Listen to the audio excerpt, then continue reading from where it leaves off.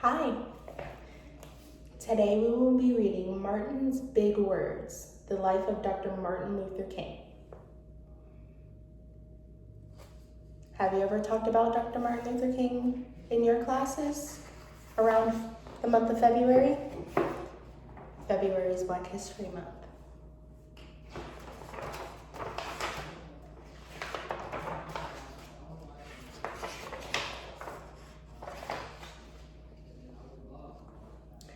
Everywhere in Martin's hometown, he saw the signs, white only.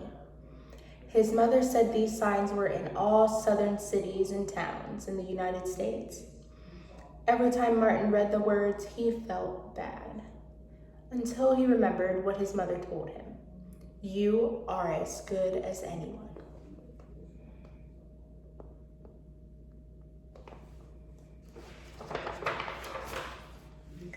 In church, Martin sang hymns. He read from the Bible. He listened to his father preach. These words made him feel good. When I grow up, I'm going to get big words too.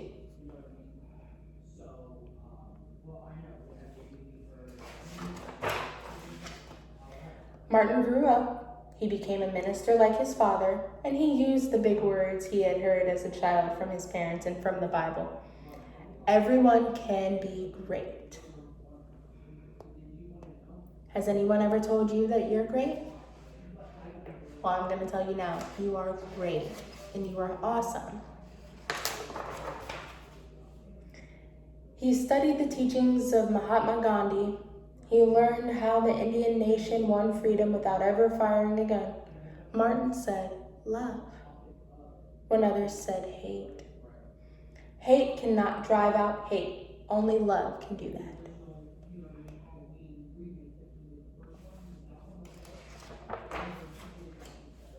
He said together when others said separate. He said peace when others said war.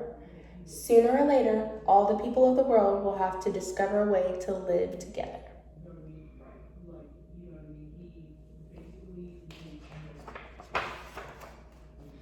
In 1955, on a cold December day in Montgomery, Alabama, Rosa Parks was coming home from work. A white man told her to get up from her seat on the bus so he could sit. She said no and was arrested. Montgomery's black citizens learned of her arrest. It made them angry. They decided not to ride the buses until they could sit anywhere they wanted.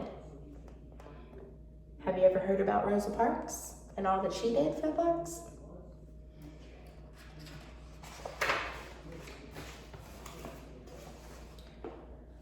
For 381 days, they walked to work and school and church. They walked in rain and cold and in blistering heat. Martin walked with them and talked with them and sang with them and prayed with them until the white city leaders had to agree they could sit anywhere they wanted. When the history books are written, someone will say, there lived black people who had the courage to stand up for their rights.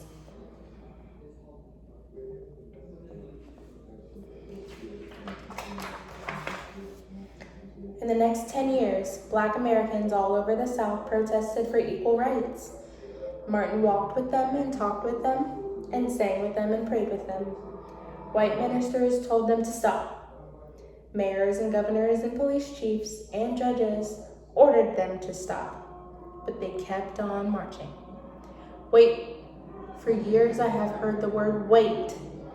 We have waited more than 340 years for our rights.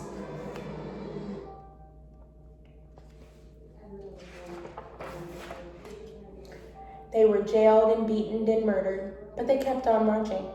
Some black Americans wanted to fight back with their fists.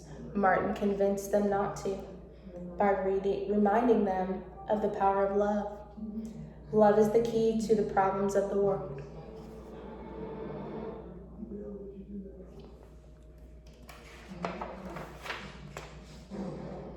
Many white Southerners hated and feared Martin's words.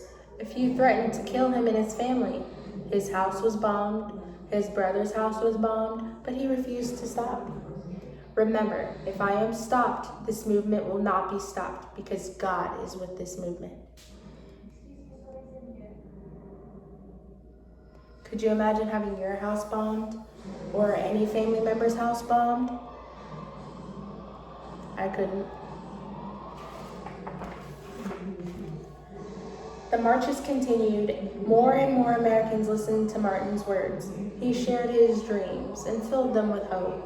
I have a dream that one day in Alabama, little black boys and black girls will join hands with little white boys and white girls as sisters and brothers.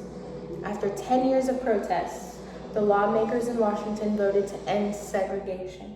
The white-only signs in the South came down. Can you imagine what a day that was when those signs finally came down and they were no longer segregated? It'd be a joyous occasion. Dr. Martin Luther King Jr. cared about all Americans. He cared about people all over the world, and people all over the world admired him. In 1964, he won the Nobel Peace Prize.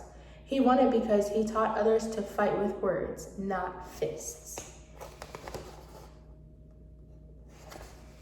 Have you ever had something so passionate to you that you would be willing to fight for it without fists?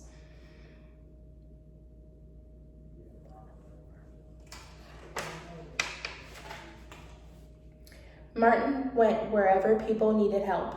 In April 1968, he went to Memphis, Tennessee.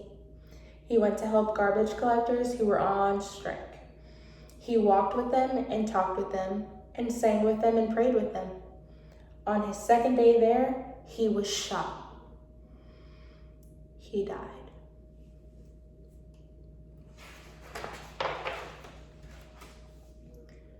His big words are alive for us today.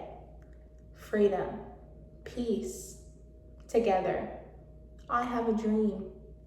Love.